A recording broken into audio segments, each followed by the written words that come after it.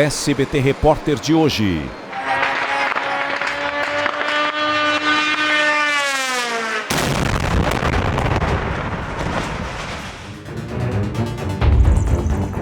A guerra que mobiliza e machuca a Europa.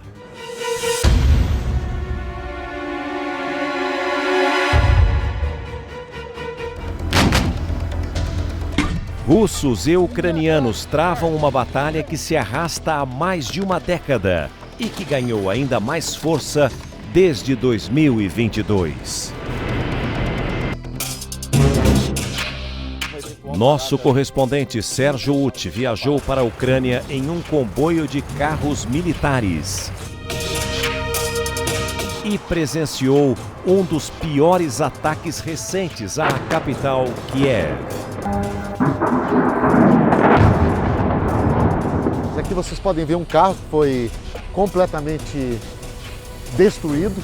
Em outros cantos do país, também atingidos pela guerra, o SBT Repórter visitou um abrigo improvisado para idosos. A gente está aqui fazendo essa bagunça. E acompanhou uma família comum em uma rotina nada comum, a de tentar se proteger dos bombardeios. É para cá que eles vêm quando tem um ataque com mísseis, por exemplo, quando a coisa está mais perigosa.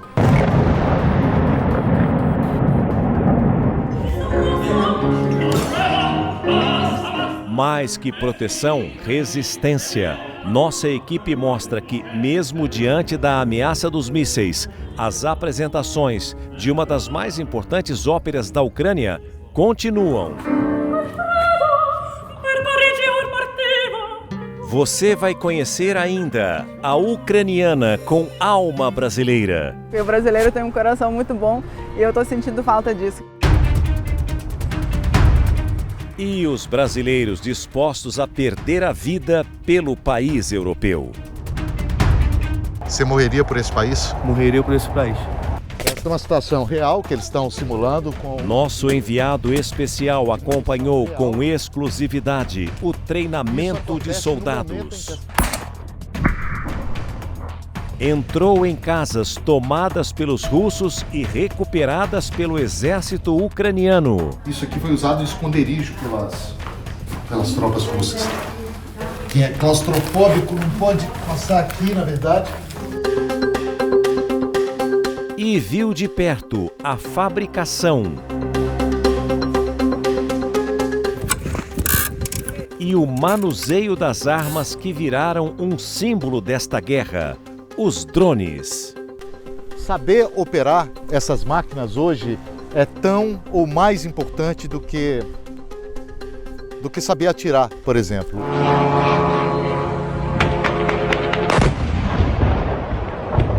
O SBT Repórter começa agora.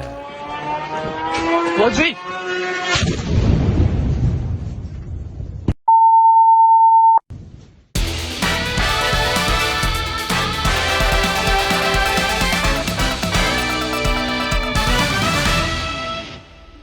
Boa noite.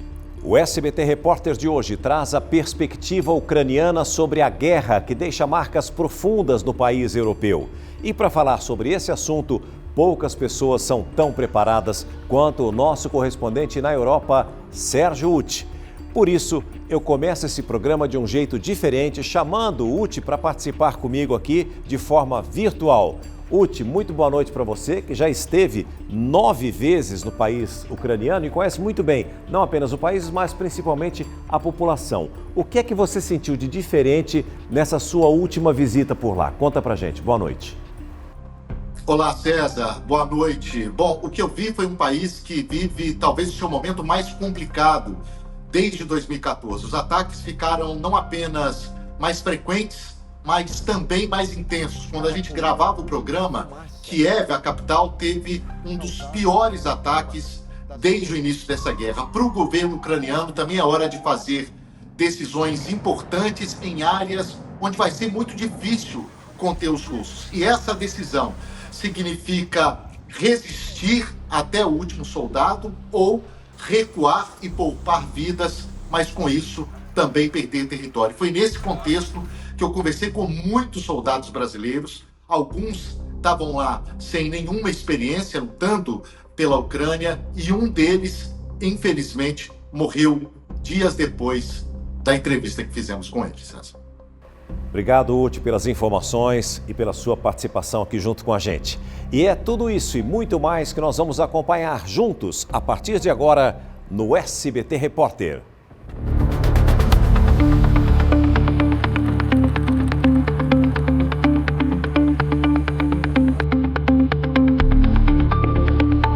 Foi a minha 9ª vez neste país.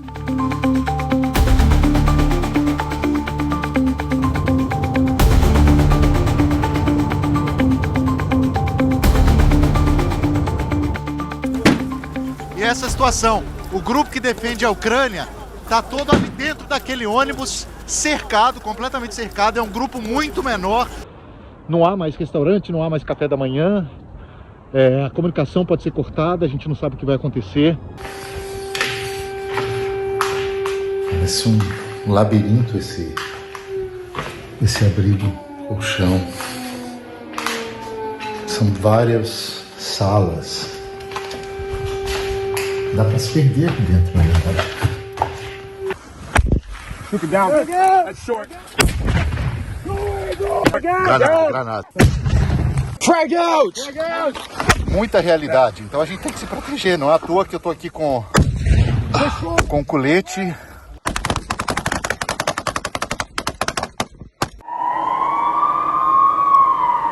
De novo, foi tudo intenso, bem intenso.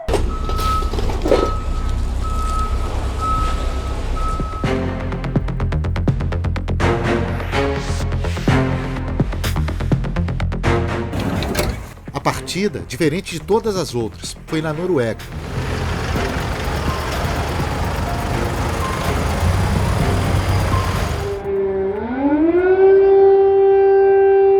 Logo na chegada a Kiev, enfrentamos um dos piores ataques já lançados pelos russos.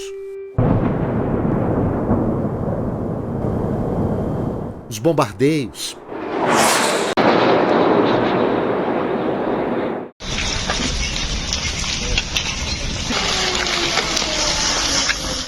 a destruição.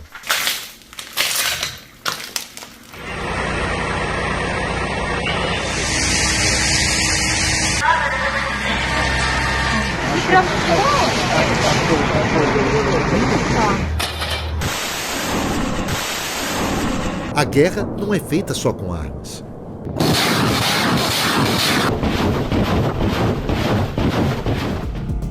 Ela é diplomática também.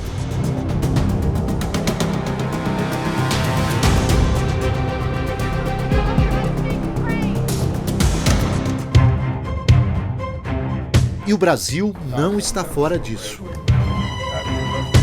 Ouvi de algumas pessoas no Brasil que o gelo foi quebrado, quebrou o gelo. É isso mesmo? Graças a Deus podemos dizer que nossas relações com o Brasil são ótimas.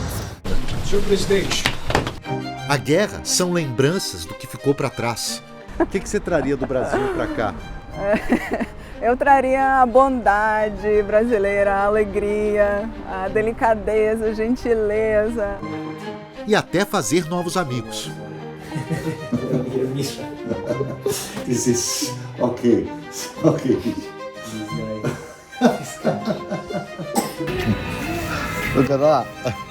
De todas as gerações. Era pra gente tirar uma foto, mas ela pediu pra eu continuar tirando a foto.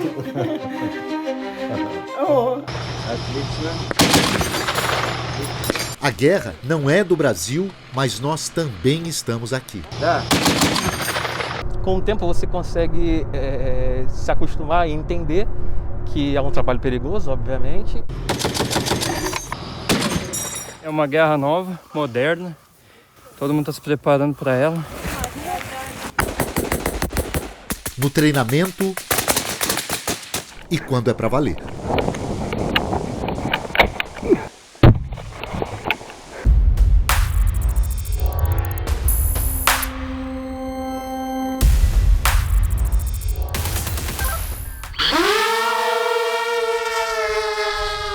A guerra é uma corrida por tecnologia.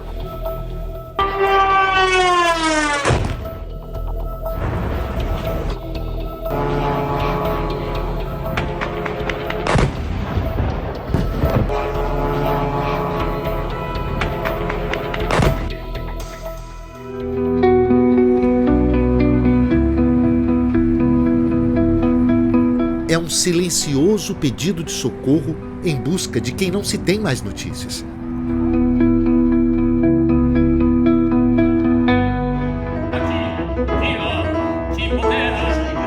E é também resistência, que se apresenta em forma de música.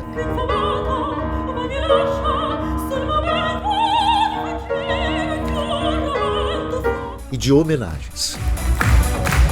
Esse é um evento que eles estão fazendo para homenagear os professores. Hoje é dia dos professores aqui na Ucrânia.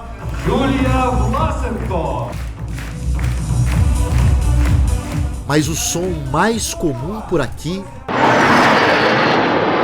é outro.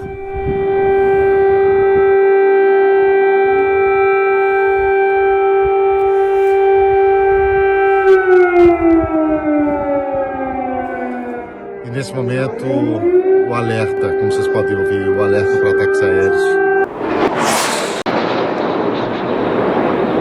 A gente está ouvindo aqui som de tiros, muitos tiros do lado de fora.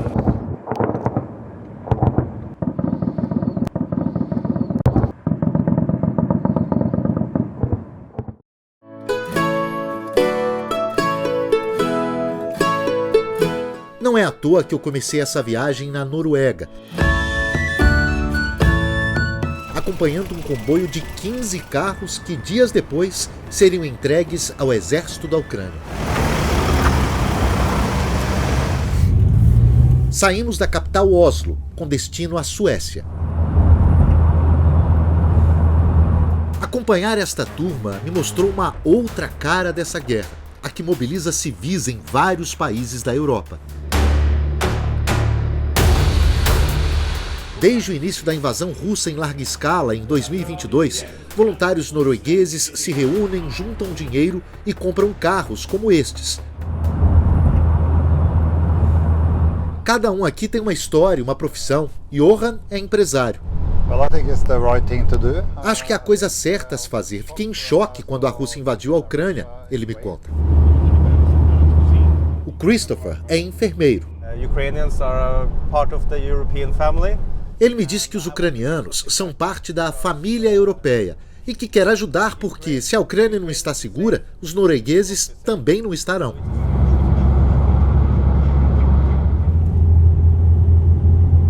Ainda estamos longe da zona de combate, mas não dos problemas. Há um protocolo de segurança que todos aqui têm que seguir.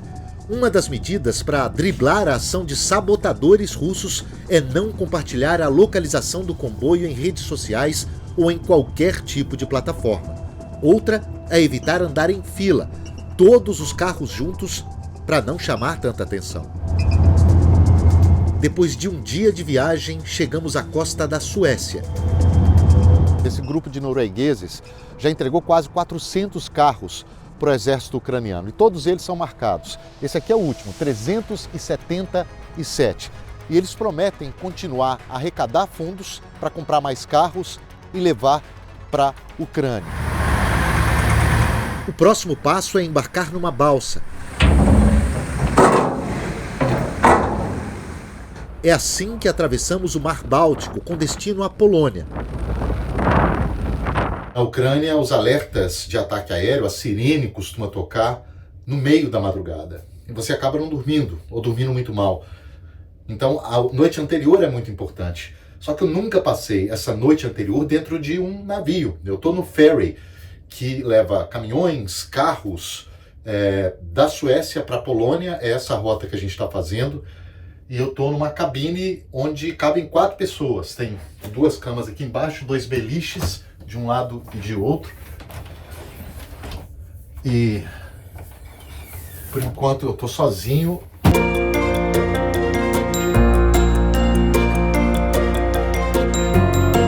Quase 12 horas depois, chegamos à costa polonesa. No segundo dia, temos 1000 quilômetros pela frente. Começamos cedo para atravessar todo o território polonês e chegar à fronteira ucraniana antes do fim do dia. Agora a gente já está em território ucraniano. Depois de 1, 2 horas mais ou menos no controle de fronteira. E agora faz muito mais sentido o fato deles não andarem em fila, 15 carros juntos, porque chama muita atenção. E nessa situação, esse é um carro militar pintado com as cores do exército ucraniano, com símbolos do exército ucraniano, e, portanto, são alvos legítimos numa guerra. Nosso caminho tem estrada de terra e cenas de uma Ucrânia que nem parece estar tão ameaçada. Mas quando voltamos para a estrada principal, o nível de alerta aumenta bastante. E há pouco passou por nós um comboio de caminhões não identificados como militares, mas claramente com equipamentos ou com armamentos, porque eles estavam sendo escoltados pela polícia. Christopher, meu companheiro de viagem, está visivelmente mais tenso. Agora nós vemos a guerra. Estamos em um carro militar e atrás de uma carga militar. Somos definitivamente um alvo, ele me disse. Chegamos a Lviv, no oeste da Ucrânia, em segurança.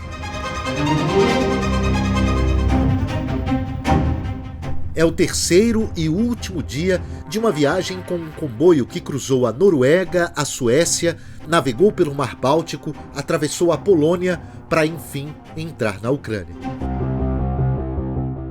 Bem cedo, fazemos a primeira parada. É um minuto de silêncio que muitos ucranianos fazem diariamente, em homenagem aos soldados mortos. Nos últimos quilômetros, avistamos algumas placas ainda rasuradas pelos próprios ucranianos para confundir as tropas russas que tentaram invadir a capital. Sem perder o rumo, chegamos a Kiev e a missão dos noruegueses foi cumprida. Aos pés do monumento conhecido como Mãe Ucrânia, os carros foram entregues a militares.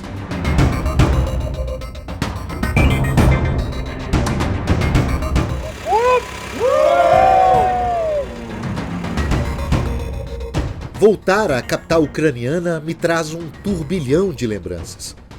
Esse é o cenário agora, uma cidade completamente vazia e muitas pessoas em casa, esperando pelo pior.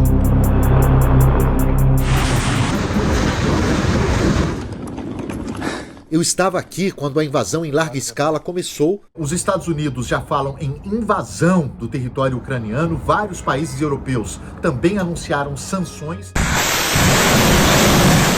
E a Rússia passou a atacar o país inteiro.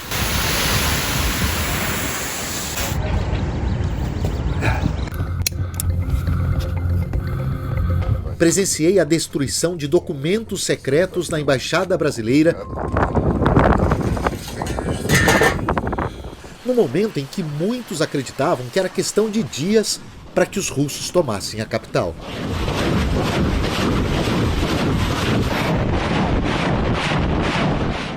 Depois disso, voltei várias vezes. 12:00 agora aqui em Kiev. Mas naquele sábado havia algo estranho no ar. Havia dias a cidade não era atacada.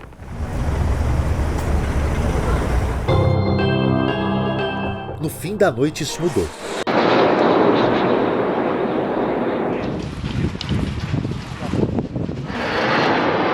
Foi um dos piores ataques do ano. Centenas de mísseis e drones. Um deles já de manhã ao lado do hotel onde estávamos. E ali a gente vê uma coluna de fumaça causada por uma das explosões. Um dos drones atingiu um hospital cardiológico, bem perto da casa de uma brasileira.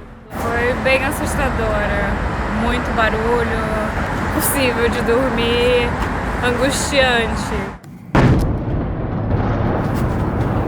Encontrei Lohane ali por acaso e descobri que a guerra entrou na vida dela por conta de uma história de amor. Eu tenho meu marido, ele não tem autorização para sair da Ucrânia por conta da lei marcial. Ele é ucraniano, a família dele está aqui, o pai dele está numa área ocupada, Os pais já são idosos, têm uma saúde muito frágil, então não é viável a gente ir para o Brasil e deixar eles para trás. Em outro ponto da cidade, a destruição era ainda maior. A revolta também. My child know what is the war. Meu filho sabe o que é uma guerra, 7 anos de idade, já sabe o que é uma bomba, o que é um drone. I angry. Eu sinto raiva, mas também sinto amor pelo meu povo, que está unido. A história de Natália diz muito sobre o que são e como estão os ucranianos. E o que acontece com muita frequência aqui na Ucrânia é que, além das equipes de resgate que estão trabalhando aqui, vizinhos, pessoas que vêm até de outros bairros, vêm para cá para ajudar a limpar a rua e para socorrer essas pessoas que foram direta ou indiretamente atingidas. Aqui vocês podem ver um carro que foi completamente destruído, além das pessoas que perderam suas casas, aqui dezenas de casas foram destruídas, há também aqueles que perderam carros, que tiveram as fachadas dos seus apartamentos completamente destruídas e há muito vidro no chão, e é isso que as pessoas estão ajudando a limpar nesse momento. É preciso limpar, mas todos aqui sabem que nem tudo deve ser jogado fora. Donas de casa, professores, comerciantes, vizinhos, juntando as peças de um quebra-cabeças que pode ajudar a definir o resultado dessa guerra. Bom, depois desse ataque, as pessoas já se organizaram rapidamente e aqui nesse canteiro central, nesse pedaço de gramado, elas estão trazendo todas as peças que podem ser ou do drone ou do míssil usado nesse ataque.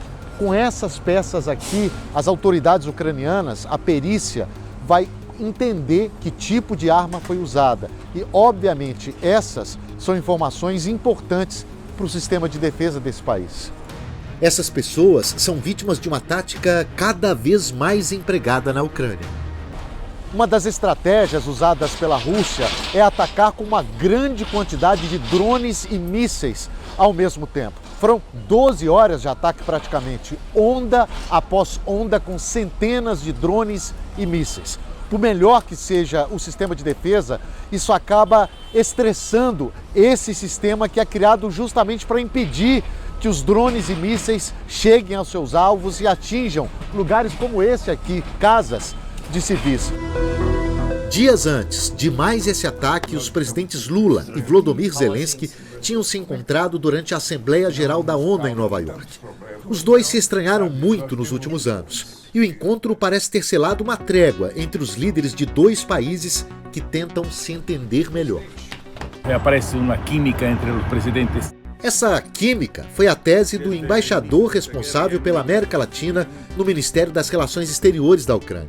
Cada vez más se aproximan las naciones y los presidentes en primer lugar para intentar de entender la posición de otro país y al mismo tiempo respetando la opinión de otro. A saudade do Brasil se mistura com uma certa insatisfação. A ucraniana Dina morou 17 anos em Brasília. Resolveu voltar. Eu senti uma certa obrigação de tentar ajudar a Ucrânia, de descobrir meu país.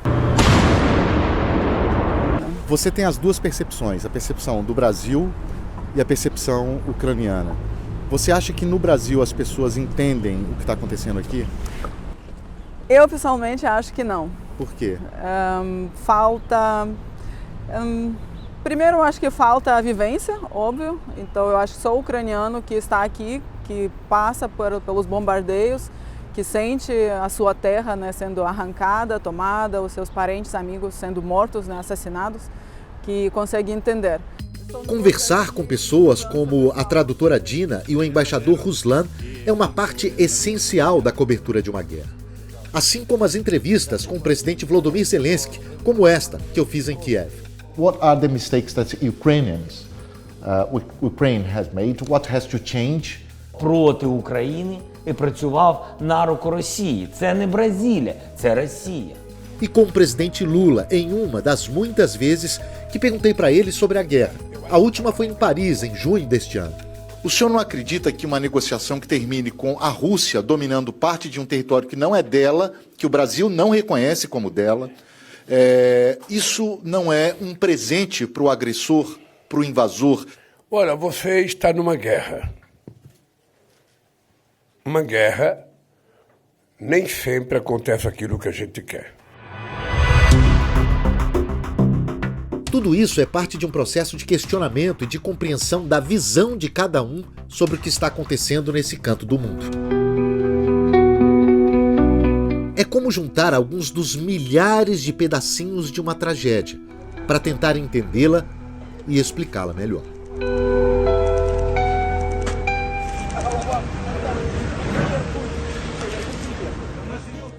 Depois de presenciar os ataques russos em Kiev, o nosso correspondente Sérgio Uti viajou para Kharkiv, a segunda maior cidade da Ucrânia, no nordeste do país. E lá percebeu que os ucranianos encontraram, na arte e na cultura, uma forma de resistir à rotina de bombardeios e seguir em frente. Embarco num trem em Kiev para percorrer 490 quilômetros em quase 6 horas de viagem. Já é noite quando chego. A gente está chegando agora em Kharkiv e está chovendo, que torna tudo mais difícil. Parte da cidade está às escuras e há um alerta de ataque de drones nesse momento.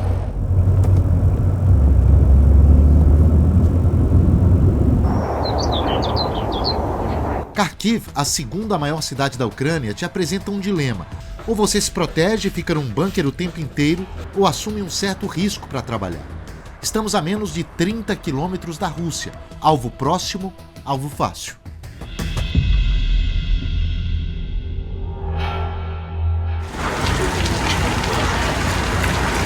Ainda assim, a cidade está limpa, com jardins e parques bem cuidados. Não se esquece nem do Dia dos Professores. O auditório está cheio deles. É hora de homenageá-los.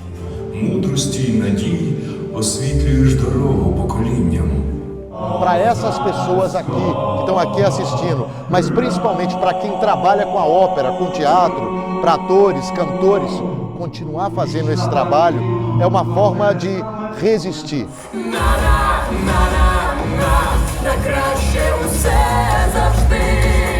Todas as apresentações que atualmente acontecem no subterrâneo eram feitas no auditório principal do teatro, agora fechado por questões de segurança. A capacidade desse lugar é para 1.500 pessoas. Esse é um dos teatros mais importantes do país. Tem o segundo maior palco da Europa. Neste lugar aconteceram alguns dos espetáculos mais importantes da história da Ucrânia. Mas desde o início da invasão em larga escala, em fevereiro de 2022, esse lugar não pôde funcionar mais. Esse auditório aqui, mas a ópera nunca parou de funcionar.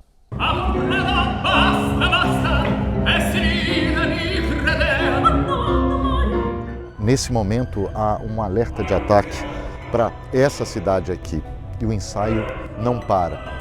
Tá certo que esse lugar onde eles estão, essas paredes, não tem contato direto com a rua. Há outras paredes além dessas aqui, mas de qualquer maneira há um risco.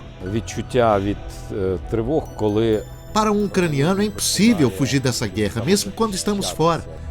Então, a minha profissão me ajuda a seguir em frente, me conta Oleksiy, o diretor que foca no palco da ópera, para se esquecer um pouco que também está no palco da guerra.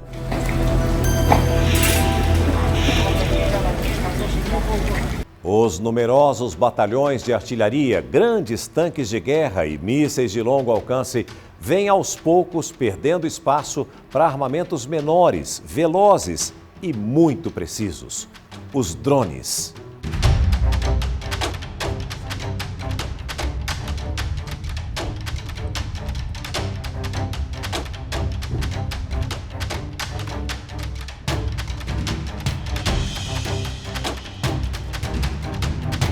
A partir deste ponto, não podemos mostrar para onde seguimos.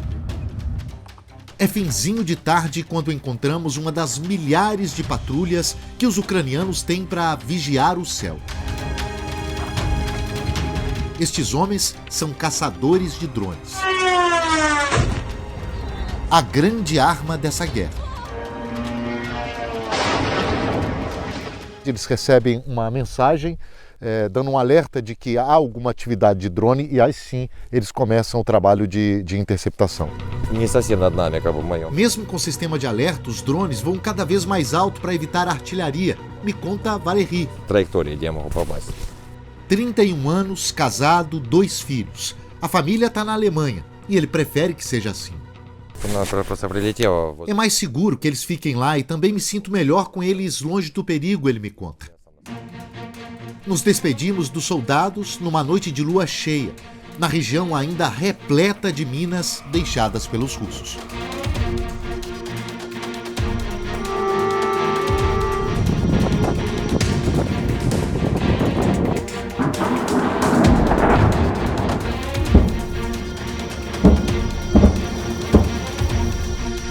Localização é informação de ouro para quem ataca. Por isso, muitos lugares são cercados de segredo.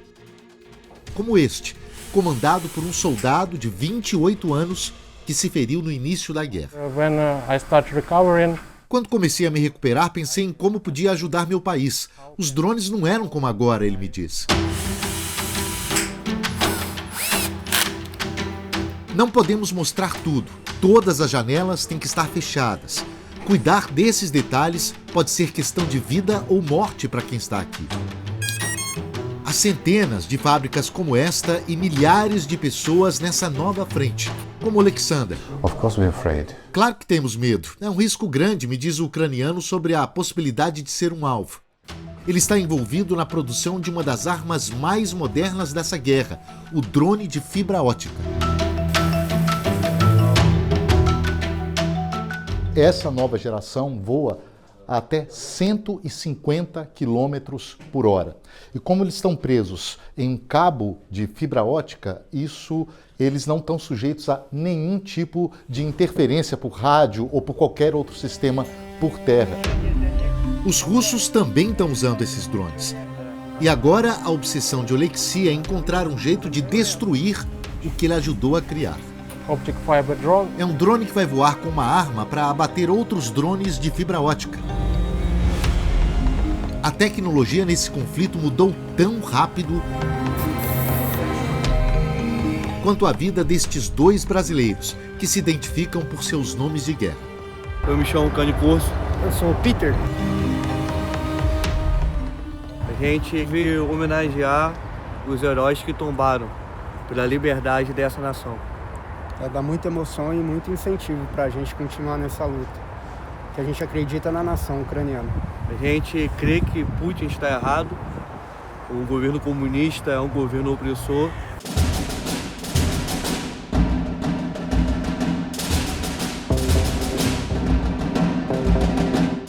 A Rússia tem sim um passado comunista. Mas se tornou um país de práticas capitalistas depois do fim da União Soviética.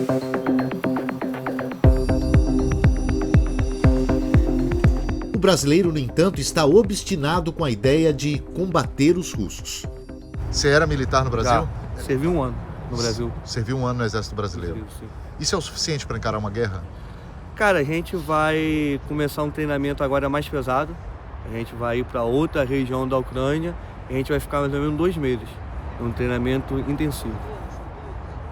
E quando você vê isso aqui, no chão, essas fotos, essas lembranças, você para pensar 2 vezes? Não, dá mais força, mais coragem, porque isso daqui é o certo.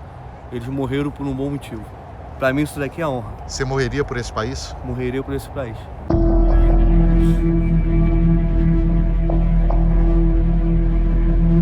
De volta a Kharkiv, meu próximo compromisso é justamente com um grupo de brasileiros. É hora de pegar a estrada e de uma série de medidas de segurança.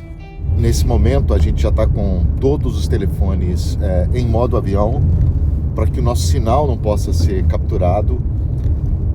A gente está indo para um centro de treinamento agora, de soldados, E estes lugares são alvos preferenciais para ataques dos russos. Por isso mesmo, os ucranianos têm mudado com frequência esses lugares. Com tantos tiros, é preciso equipamento de proteção.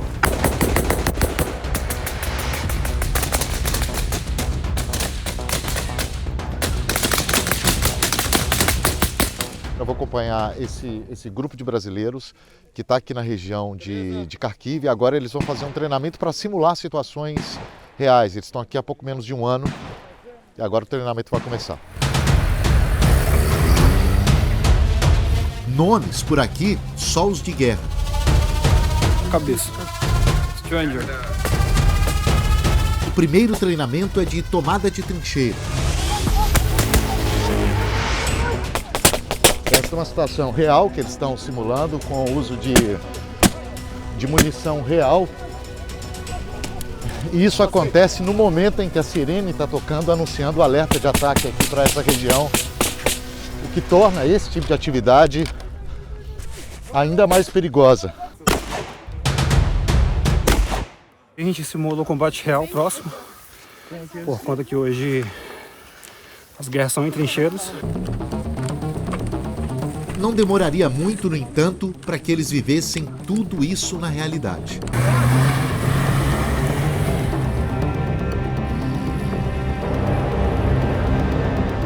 Do treinamento para a prática nos campos de batalha. Jovens de várias nacionalidades, inclusive do Brasil, arriscam a vida na Ucrânia em busca não só de dinheiro, mas de adrenalina.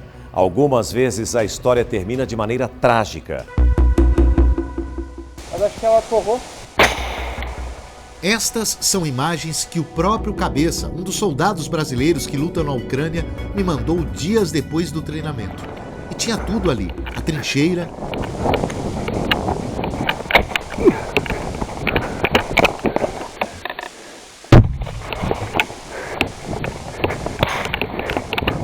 a tomada de uma posição,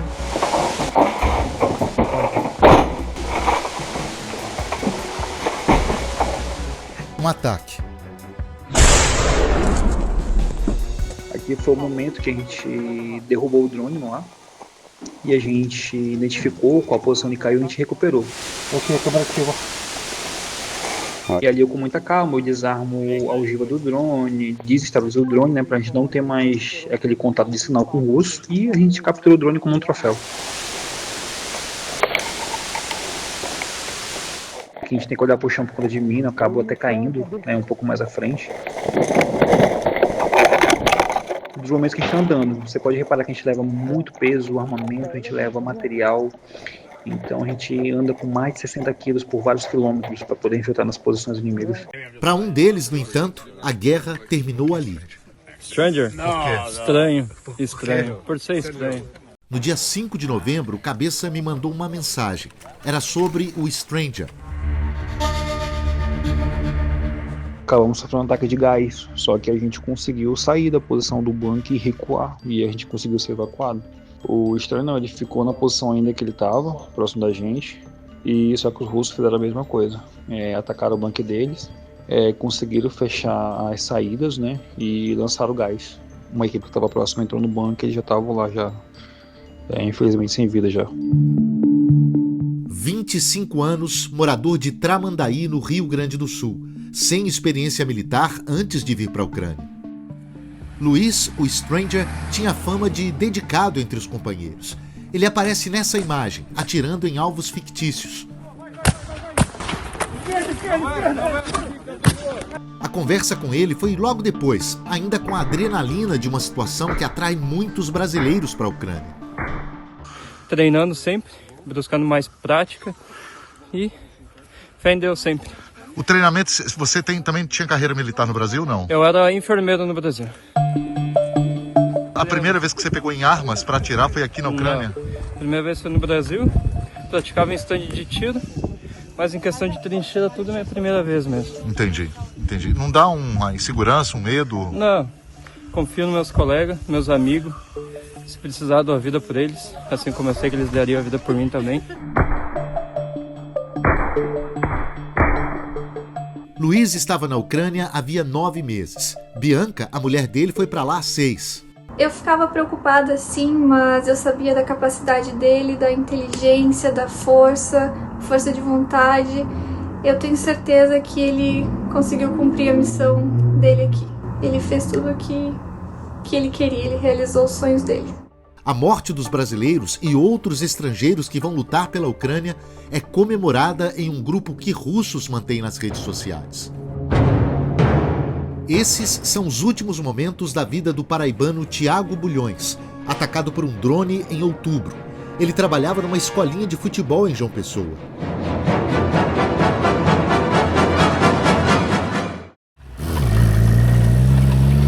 Muitas vezes é azar, outras falta de experiência. Para alguns deles, a primeira prova física foi virtual. Nós gravamos alguns vídeos fazendo flexão e abdominais, aonde vai ser avaliado se a gente tem condições de chegar aqui e conseguir passar nos testes aqui também, se a gente tem um perfil militar para compor a tropa. Existem muitas pessoas falando que a gente vem para cá enganado, mas é mentira, pelo contrário. Principalmente comigo, o meu recrutador perguntou várias vezes se eu tinha consciência do que era a guerra, e depois dele ver que eu tinha consciência do que estava acontecendo aqui, aí sim que eu fui aprovado. Você tem um envolvimento com a causa desse país, sim, né? Mas vocês também estão sendo pagos, eu acredito. Você não está vindo... Com certeza. A gente já está recebendo, já temos o nosso contrato e todos os direitos. O mesmo direito que o ucraniano tem, nós também temos. E financeiramente compensa estar aqui? Eu não vi pela questão financeira, mas respondendo, compensa muito. Entendi. Você está ganhando mais aqui do que ganharia no Brasil? Muita coisa mais. Mercenário é um soldado profissional que encara a guerra como um trabalho. Eles ganham dinheiro para isso. Na Ucrânia, no entanto, eles não atuam por uma empresa privada, mas passam a fazer parte do exército do país, o que, segundo os próprios ucranianos, fazem deles soldados e não mercenários. O grupo dos brasileiros se chama Snake, em português, cobra. Uma referência aos brasileiros que lutaram na Segunda Guerra Mundial. A Força Expedicionária Brasileira, né? Que a cobra fumou na Segunda Guerra Mundial. Bem diferente do conflito de 80 anos atrás, essa guerra tem um componente que mudou tudo. É nisso que este alemão está trabalhando. O que ele estava me explicando é que esse drone aqui, eles chamam de Baba Yaga, que em russo, segundo eles, quer dizer uma bruxa, significa uma bruxa que sai para caçar durante a noite. Essa é, claro, uma opção irônica para dizer que eles usam esse drone para jogar bombas de até 10 quilos sobre posições russas. Mas, além de ser um drone de ataque, ele é muito importante também para a logística, porque eles usam esses drones para levar medicamento, água, comida para tropas que estão em lugares onde outros soldados não conseguem chegar. A definição de sucesso de Hans foi completamente moldada pela guerra. Toda vez que lanço bombas, eu mato alguém ou firo alguém, eu destruo uma posição. Ainda não tive missão que não foi bem sucedida. Matar, eu pergunto. You mean killing? Matar, ou obviamente mandar pacotes para a nossa infantaria. Saber operar essas máquinas hoje é tão ou mais importante do que saber atirar, por exemplo. Esse é um tipo de arma que mudou completamente o que acontece aqui na Ucrânia. Por isso, eles estão basicamente tirando soldados da linha de frente e levando para centros de treinamento de drones, soldados às vezes experientes. Foi o que aconteceu com Leandro, brasileiro que encontrei em outra viagem à Ucrânia. Ele faz parte do time de reconhecimento chamado Kilo, ligado ao setor de inteligência ucraniano e que reúne militares de vários países. Eu sou pago para fazer tudo que está dentro das normas da OTAN. Então eu não vou nunca torturar inimigos, eu não vou sequestrar pessoas. Eu vou fazer o que o exército ucraniano me propõe a fazer. Do grupo que conheci no ano passado, o francês Khan já não está mais lá. Perdeu uma perna e um braço depois de pisar numa mina terrestre. Leandro é um dos mais experientes. Fez parte da Legião Estrangeira, grupo privado que luta em muitos países. Adrenalina, né? A adrenalina é totalmente diferente. A sensação e a emoção é indescritível. Acho que só quem vive isso, as forças de ordem, polícia, é que sabe do que eu estou falando.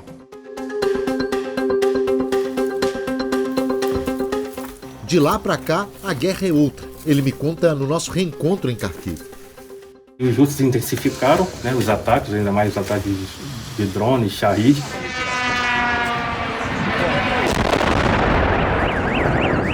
Só que a maioria dos alvos são alvos civis. Então, acredito que seja uma espécie de política de intimidação. Já é quase fim do dia quando seguimos para uma região crítica. A gente parou nesse ponto aqui só para mostrar como estamos próximos do território russo. A primeira palavra ali é Sherbakivka, que é a primeira vila após a fronteira, 26 quilômetros. De Belgorod, a segunda palavra, que é a primeira grande cidade russa após a fronteira, 68 quilômetros. De Moscou, que é a terceira palavra, 740 quilômetros.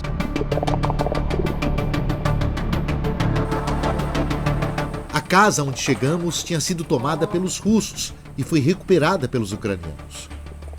Isso aqui foi usado de esconderijo pelas tropas russas. Quem é claustrofóbico não pode passar aqui, na verdade.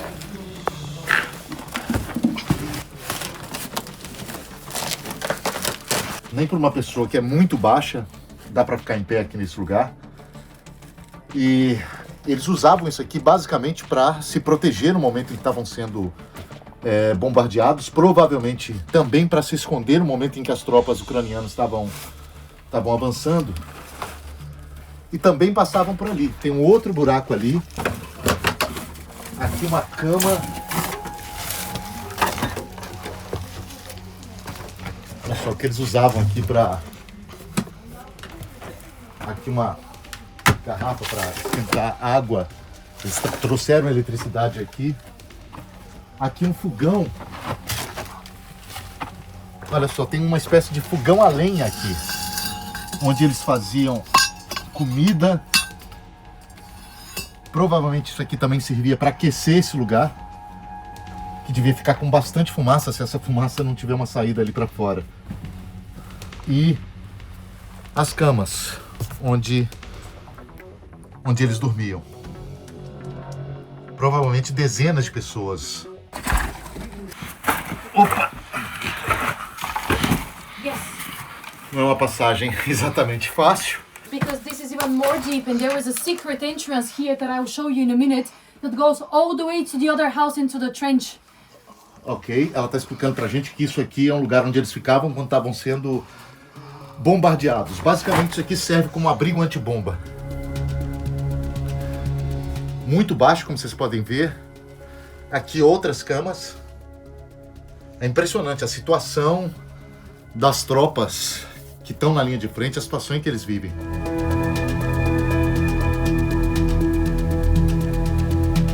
Essa aqui é uma rota de escape por qualquer necessidade, mas essa área aqui ainda não foi checada. Essa é uma região ainda bastante sensível.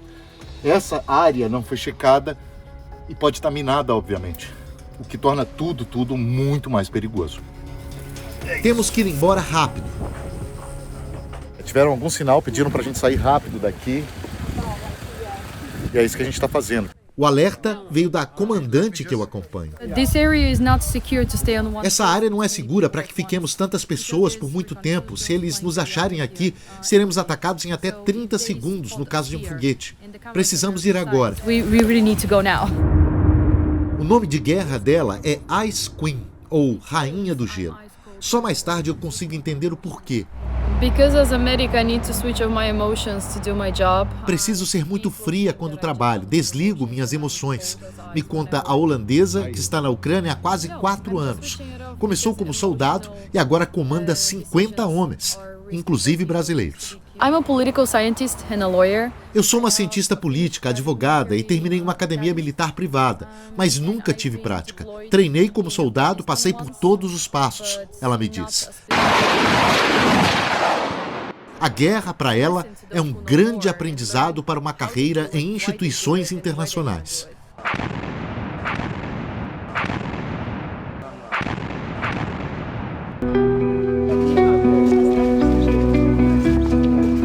Milhões de famílias ucranianas também tiveram que aprender a sobreviver.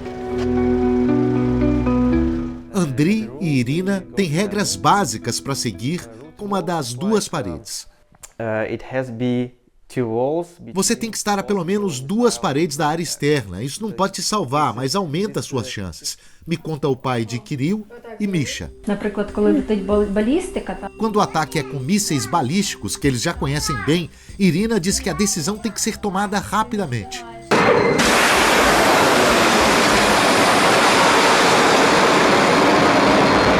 Às vezes, a solução é ficar no banheiro. Nem sempre dá tempo de chegar ao bunker montado na garagem do prédio onde eles moram, já com camas e tudo, para quando precisam passar a noite. E é para cá que eles vêm quando tem um ataque com mísseis, por exemplo, quando a coisa está mais perigosa. E aqui foram improvisadas camas, moradores trouxeram aqui cobertores, colchões, adaptaram esse lugar com ar-condicionado, inclusive para quando estiver muito quente aqui e quando está muito frio, aquilo vira um aquecedor. Nesse lugar aqui cabem centenas de pessoas, talvez, se estiverem muito apertadas, num prédio, num conjunto de prédios onde moram milhares de pessoas. Então, outras pessoas, caso façam essa opção, vão dormir nos carros, vão dormir em algum lugar. Aqui não vai caber todo mundo. O fato é que os ucranianos têm que improvisar para se proteger.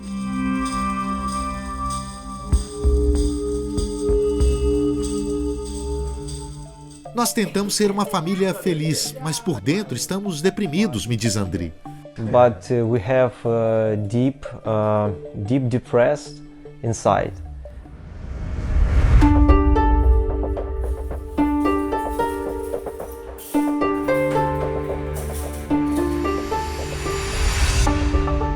Também não é fácil a vida de quem não tem mais família.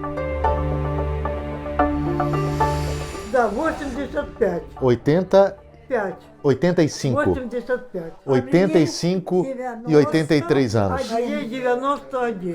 Estou aqui numa aula de ucraniano russo para tentar entendê-las, mas a gente está se entendendo. Katia e Ludmila são 2 entre dezenas de idosos trazidos para esse prédio, que virou um abrigo improvisado em Kharkiv. Eles vieram de lugares que se tornaram zonas de combate ou foram tomados pelos russos. Tânia perdeu o marido num bombardeio, ficou sozinha.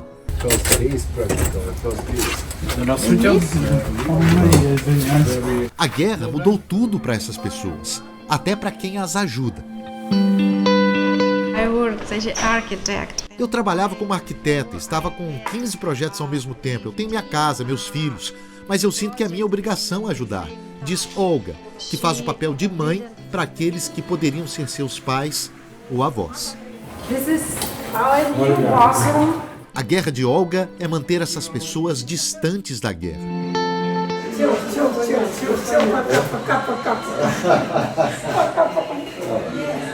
É a mesma luta de Andriy, o pai que luta para não passar a tristeza do momento para os filhos.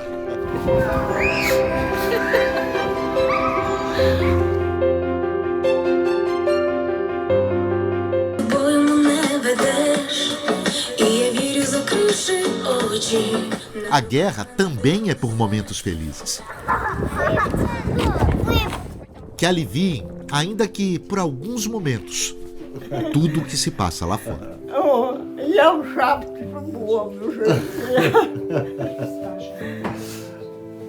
Tá linda, tá linda, tá linda. Ela tá se olhando no telefone, tá se olhando tá se olhando na tela e tá achando o máximo. A gente tá aqui fazendo essa bagunça. É uma babushka aqui me tratando como o netinho dela.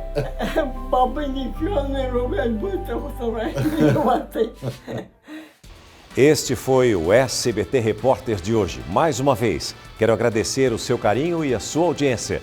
Muitíssimo obrigado e até a semana que vem.